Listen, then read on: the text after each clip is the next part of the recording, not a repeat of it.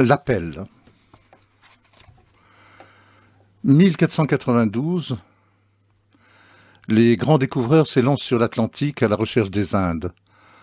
Avec eux, le poème commence. Tous ceux aussi, avant et après ce jour nouveau, qui ont connu leurs rêves, en ont vécu ou en sont morts. L'imagination crée à l'homme des Indes toujours suscitées, que l'homme dispute au monde.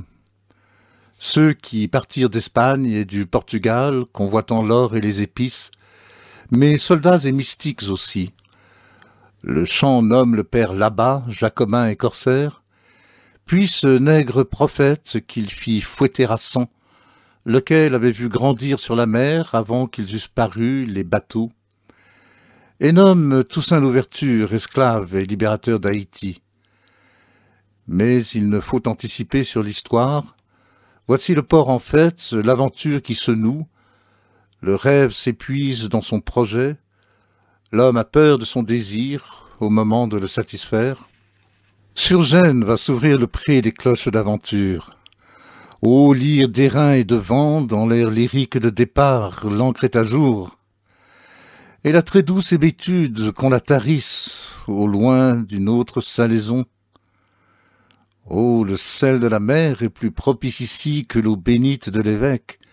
Cependant que la foule fait silence, et elle entend la suite de l'histoire. Ville, écoute, et sois pieuse, religion te sera faite dans nos cœurs, qui avons su l'émoi et la boussole, et d'autres œuvres sur la voile.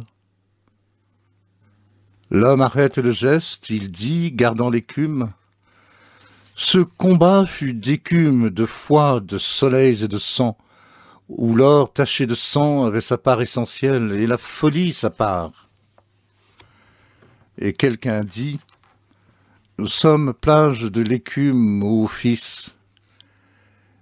Il dit, nous, sur la plage, il nous est fait licence de nous assembler à la proue de la voix, de crier, sur la plage, l'éclair, seule raison des écumeurs. Il dit, et la plage ne sait à ce début de quelle écume se fera sacre au ravage.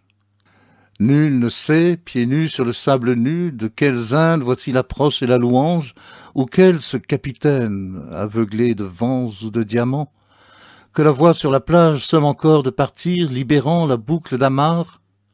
Mais cette science est plus profonde.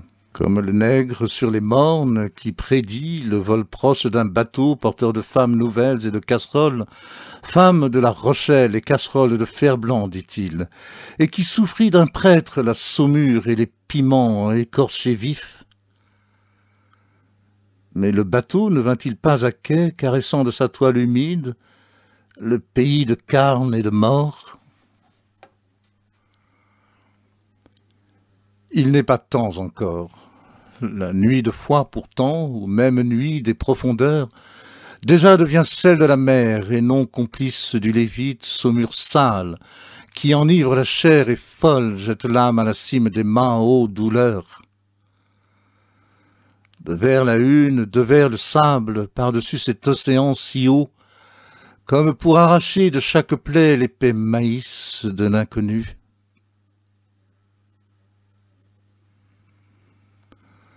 Inde, ce fut ainsi par votre nom cloué sur la folie que commença la mer. Avait-il pris forme ou pris naissance, dites-le jusqu'à ce jour, quand les vieillards de ce côté que verdit le soleil se levèrent et dirent, balbutiant, où va le souffle, sont les Indes. Ils priaient et faisaient l'anse de leur Dieu pour le planter sur la première grève. Puis ils partirent. Qu'était la mer et son écume? Savait-on si sa parole se mourait en quelque gouffre, au loin des routes révélées? Longtemps ainsi la voix de l'homme se perdit au temple, pour obscure qu'était la route jusqu'au temple. Et cette mer, croyait-on pas qu'elle coulait dans l'infini, goulu qui baie jusqu'à tarir? Puis l'autre rive sut saluer. Chacun vit que l'océan faisait commerce de soi-même à l'autre plage de la vie, qu'il était riche de manguiers, de soie, d'épices, de venelles. Mais où était l'épice et où était la soie? Tu le demandes maintenant. Et chacun s'écria que l'océan est force dure, qui s'éprouve impur, et se nourrit de sa chair même. Comme ce nègre, disions-nous, supplicié, lui, dans son plein baril de foudre, tenait langage de prophétie. Oublieux de ton piment là-bas, et des 3 fois 100 giclures du fouet sacrificiel. Il disait, les femmes, ouvrant leurs yeux de femme sur ce soleil encore vierge, et n'était-ce la saumure, la flèche d'âme qu'il emploignait au mont de sa passion, dessus la mer qu'il voyait croître d'une seule vie, mer ô savante, par où commence d'être su et la folie de l'homme et sa rapine et sa beauté.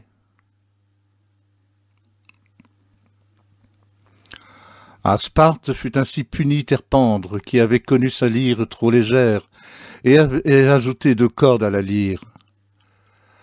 À Vérone moururent 2, ceux dont l'amour était le pain et dont la nuit fut le manteau. Et Toussaint, qui tenait lyre de flammes et d'entrailles, lui fut jeté à la mer blanche du Jura, où, attisé de neige, de sarcasme, de faim, il put mourir si roide dans son fauteuil. Ceux-là savaient la mer, peu ou beaucoup, et leur saumure non égale les unit. Les Indes sont éternité. Ils s'appellent fameux et se connaissent sur la plage où le temps les convie. Au même sable chaque fois, leurs pieds ayant tracé la gloire des marées. Rocs sur la mer et inconnus de ceux des hautes terres, mais brisant mers et taillant villes. Le temps se gave en eux de chants et le varech n'a pas bougé son cri fragile. Gavou qu'est l'Inde se désigne. J'avais bu cette eau, l'eau étant bleue, et j'avais su le départ des sentiers d'entre la ronce, les épines, la boue rouge et les taureaux, pâle de cette cendre sous le sel, ma Carthage qu'en détruite, comme scellée au sel de la distance, depuis la côte d'or à Maracaibo, cendre de cale et des vesous de soute, j'avais connu l'approche de cette eau. Ainsi les ai-je vus qui descendaient entre l'épine et les taureaux, les solitaires qui mouraient sur ce chemin des hordes, dit le chemin de la soie, les fiers coiffés de lances qui nommaient la mère complice de leurs âmes, le dompteur de chevaux en robe longue qui apprit 60 langues à ses hommes, le fusil nouveau, les diamants obscurs des tarvenus, ils ne furent les moins soûls.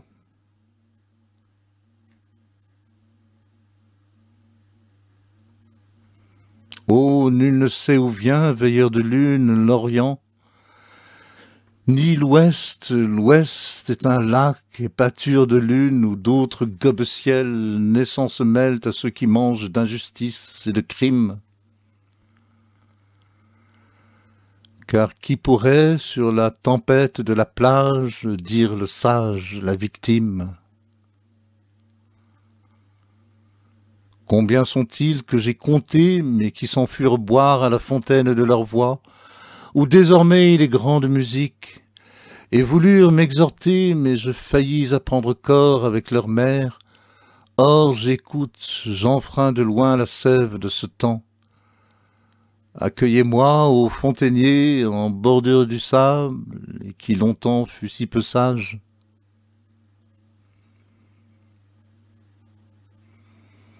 La grande amour, splendeur nuitée, ou la colombe plus humble, je les veux ce soir réjouir d'un vol encore, de mots et de noirceur dessus l'écume et la ferveur. L'amour est morte. Oh, nul ne sait où gît, colombe lasse du langage, le secret d'amour écru, de mille et de sagesse. Mais le mot n'est plus muet. Beaucoup furent qui parlèrent de la sorte.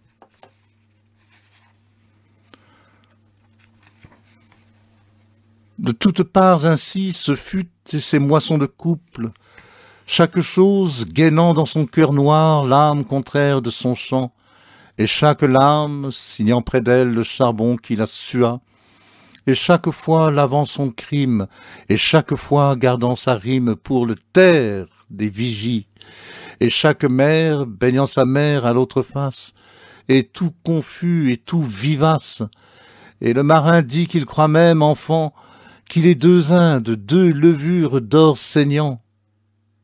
Mais les Indes sont vérité.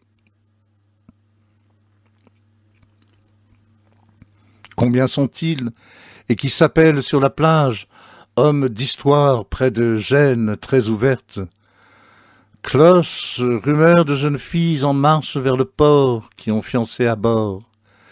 Ivresse de celui, n'est-ce pas le docteur, qui se meurt d'être là et fouille l'horizon, disant jusqu'où, jusqu'où. Puis les amarres, vite les cordages, touchant et crient, les filles rient, canon, prière. Et le silence, l'énorme en neuve mer, qui ouvre les deux livres d'azur saignant.